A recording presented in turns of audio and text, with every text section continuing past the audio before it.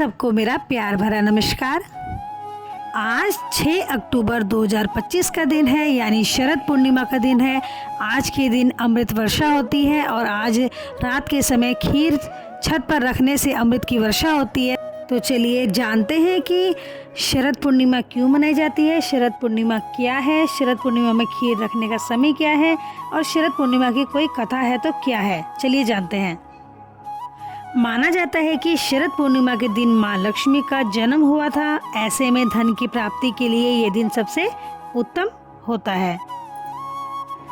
ऐसा भी माना जाता है कि जो लोग इस रात जागकर पूजा करते हैं, माता लक्ष्मी उनके घर में प्रवेश करती है और अपना आशीर्वाद देती है। मान्यता है कि हर साल शरद पूर्णिमा की रात चंद्रमा की रोशनी से अमृत की वर्षा होती है। चंद्रमा इस रात अपनी 16 कलाओं से परिपूर्ण होता है, इसीलिए शरद पूर्णिमा की रात चंद्रमा की पूजा विशेषकर की जाती है। मान्यता है कि शरद पूर्णिमा की रात को चंद्रमा अपनी 16 कलाओं से परिपूर्ण होकर अमृत वर्षा करते हैं।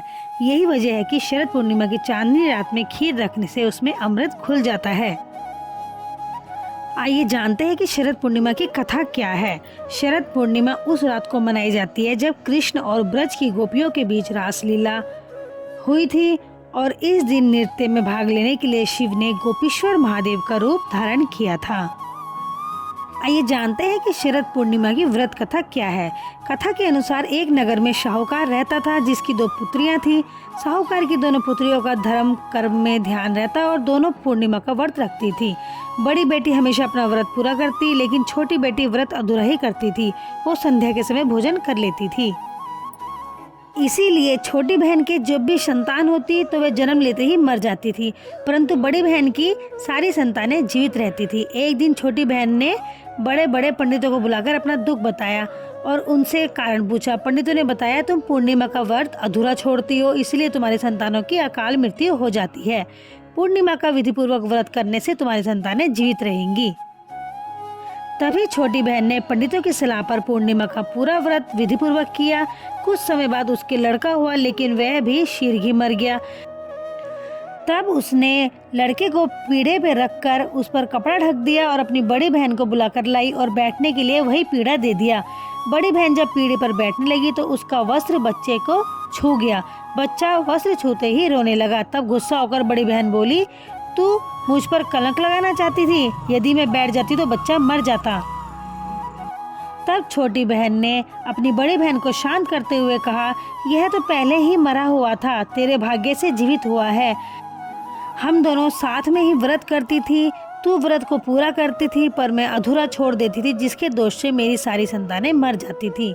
लेकिन तेरे पुण्य से मेरा ये बालक जीवित हुआ है। इसके बाद उसने पूरे नगर में ढिंडोरा पिटवा दिया कि आज से सभी पूर्णिमा का व्रत पूरा करेंगे, तभी संतान सुख मिलेगा। अगर आप सच्ची श्रद्धा भाव से शरद पूर्णिमा का व्रत रखेंगे तो आपको संतान सुख की प्राप्ति अवश्य होगी, क्योंकि मान्यता है कि शरद पूर्णिमा की रात को माँ लक्ष्मी धरती पर विचरण करती है। इस रात जागरण करके माँ लक्ष्मी का स्वागत करने और खीर का भोग लगाने से घर में समृद्धि आती है और माँ लक्ष्मी का आशीर्वाद प्राप्त होता है। चंद्रमा की अमृतमय किरणों में खीर में औषधीय गुण आ जाते हैं। इस खीर को खुले आसमान के नीचे रखकर प्रसाद रूप में ग्रहण करने से शारीरिक और मानसिक शांति मिलती है। शरद पूर्णिमा के कई दूसरे नाम भी हैं, जैसे कोजागरी पूर्णिमा, रास पूर्णिमा से भी ये प्रचलित है, क्योंकि इस दिन भगवान श्री कृष्ण गोपियों के साथ रासलीला करते हैं। रासलीला को आत्मा और ईश्वर के मिलन का प्रतीक माना जाता है। गोपियों का श्री कृष्ण के प्रति प्रेम सांसारिक इच्छाओं से परे था और ये घटना भक्तों को ईश्वर के प्रति अपने अहंकार और इच्छाओं को समर्पित करने का संदेश देती है। इसे अश्विन पूर्णिमा भी कहा जाता है, क्योंकि ये अश्विन मास के शुक्ल पक्ष की पूर्णिमा को पड़ती है।